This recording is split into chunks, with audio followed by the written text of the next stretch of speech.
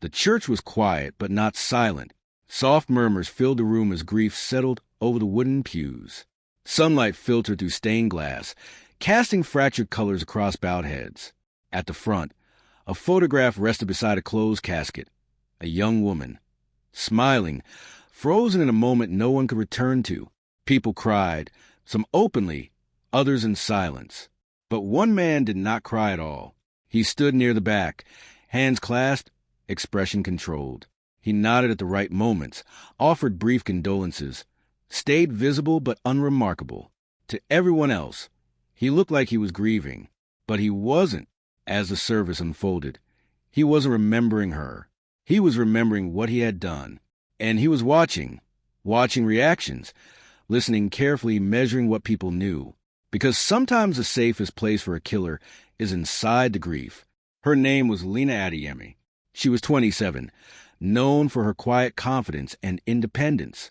She worked as a freelance graphic designer, lived alone, and kept a steady routine, morning walks, regular calls with family, weekend visits home.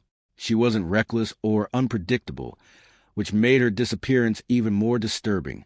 The last time she was seen was a Thursday evening, leaving a grocery store just after 7:30 p.m. She got into her car and drove away. After that, nothing. Her phone stopped responding later that night. By the next day, she had missed work. By afternoon, she was reported missing. At first, there were no signs of a crime, no forced entry, no known threats. Then there was Daniel Okafor, 32, an acquaintance. They had met through mutual friends, spoke occasionally, nothing serious. He was known as polite, reserved, dependable.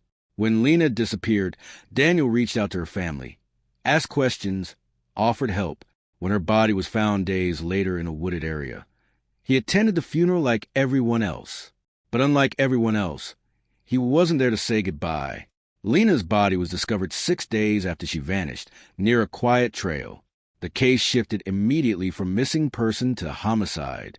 There was little physical evidence, no clear weapon, no obvious signs of struggle, but it was clear she hadn't been there willingly. Investigators focused on her final movements, her calls, her messages.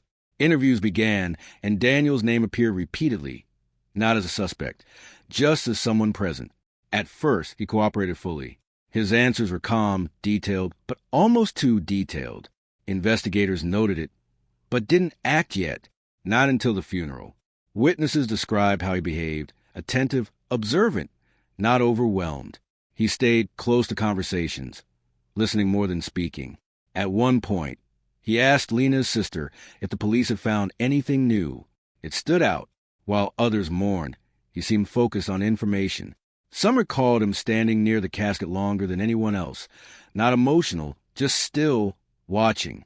That's when investigators took a closer look. The break came from phone data. On the night Lena disappeared, her phone connected briefly to a tower near where her body was later found. Another phone connected at the same time, Daniel's. At first, it meant little. But when his movements were reviewed, things changed. He had claimed he was home that night. Now, the data suggested otherwise. When questioned again, he adjusted his story, saying he had gone for a drive. He couldn't explain why he left that out before. Then came surveillance footage. A vehicle matching his heading toward the wooded area that same night. Still circumstantial, but building. Then investigators recovered a deleted message from his phone. He had asked Lena to meet that evening. She replied, asking why. He never responded, but data suggested they met. Now, Daniel was tied to both the beginning and the end. The final piece came from soil found on his shoes. It matched the exact area where Lena's body was discovered, containing rare mineral traces unique to that location. When confronted, his composure broke. He claimed he had been there weeks earlier, but investigators knew the soil was fresh. Then a witness came forward, recalling a man arguing near a car that night. The description matched Daniel. His alibi collapsed. There was no more doubt. The man at the funeral had been there all along, because he caused it. Daniel was arrested without resistance. The motive was simple, rejection. A conversation that didn't go the way he wanted, a moment where control replaced reason. There was no plan, just a decision that couldn't be undone. At trial, the evidence was clear. The timeline, the data, the inconsistencies, his presence. But what stood out most was what he did after. He didn't run. He stayed. He attended the funeral, stood among mourners, watched the grief he created unfold, as if being there gave him control. The verdict was guilty. Lena's family sat in silence, not comforted, because closure doesn't come from answers. It comes from absence, and that never changes. In the end, it wasn't just a crime that defined the case, it was a deception. The belief that someone could hide in plain sight and never be seen. But behavior leaves patterns, and patterns tell the truth. The man who attended the funeral wasn't just mourning the loss, he was the reason it existed.